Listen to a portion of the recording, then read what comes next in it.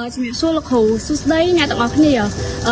ពួកយើងមកពីក្រុមទី10ថ្ងៃនេះពួកយើងមកប្រមូលទិន្នន័យទៅលើអាជីវកម្មម្ជូរដែលជាតម្រូវការរបស់អតិថិជនដែលមានទីតាំងនៅសាញ់សុកដល់ពួកយើងកុំឲ្យរងចាំយូរយើងទៅប្រមូលទិន្នន័យទាំងអស់គ្នាសួស្តីបងនៅខាងសាញ់សុកបងហ្នឹងហើយបងនៅសាញ់សុកអាចសុំសុភាពបងតិចបងបានបងអរគុណជាធម្មតាបងចូលចិត្តញ៉ាំម្ជូរអត់បងចូលចិត្តហើយបងចូលចិត្តញ៉ាំម្ជូរប្រភេទបែបណាដែរជាប្រភេទម្ជូរស្រស់ត្រេមឬក៏ចម្រុះចូលគ្នាចូលចិត្តញ៉ាំដូចគ្នាគឺបងហើយធម្មតាបងញ៉ាំម្ជូរនៅទីតាំងណាដែរដូចជាមុខសាលាតាមផ្លូវឬក៏តាមហាងអីបែបហ្នឹងពីច្រើនទិញតាមផ្លូវចំពោះបញ្ហាដែលបងបារម្ភទៅលើម្ជូរតើបងបារម្ភទៅលើបញ្ហាគេដែរមានអនាម័យឬក៏តម្លៃគុណភាពអីបងគឺថាអនាម័យតែប្រភេទអ្នកលក់បែបណាដែលបងគិតថាបងញ៉ាំហើយទិញគាត់ហើយបងចង់ទៅទិញគាត់ញ៉ាំម្ដងទៀតចំពោះទៅទិញទៀតគឺដើម្បីផ្អែកលើអនាម័យហើយគុណភាព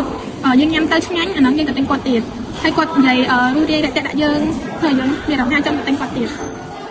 ចាអរគុណច្រើនសួស្តីបងសួស្តីធម្មតាបងចូលចិត្តញ៉ាំម្ជូរអត់បង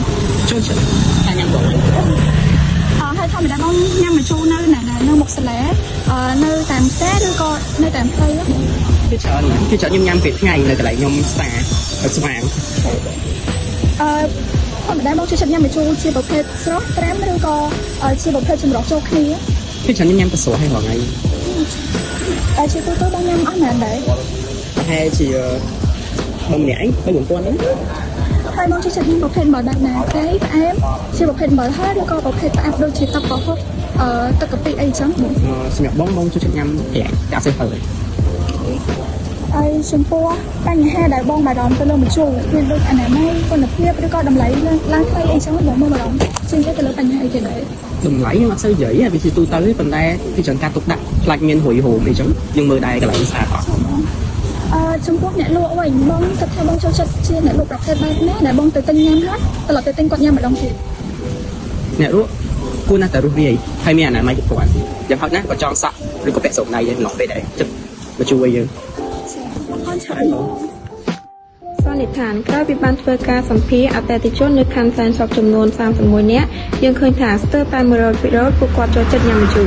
ដូច្នេះយើងអាចបើកអាជីវកម្មម្ជូរនៅទីនេះបានបន្ថែមពីលើនេះទៅទៀតប្រសិនបើយើងបានបំពេញតម្រូវការរបស់ពួកគេដោយរក្សានូវគុណភាពរសជាតិតម្លៃនិងការលក់មានភាពរួសរាយរាក់ទាក់នោះអាជីវកម្មរបស់យើងនឹងមានភាពជោគជ័យរីកចម្រើន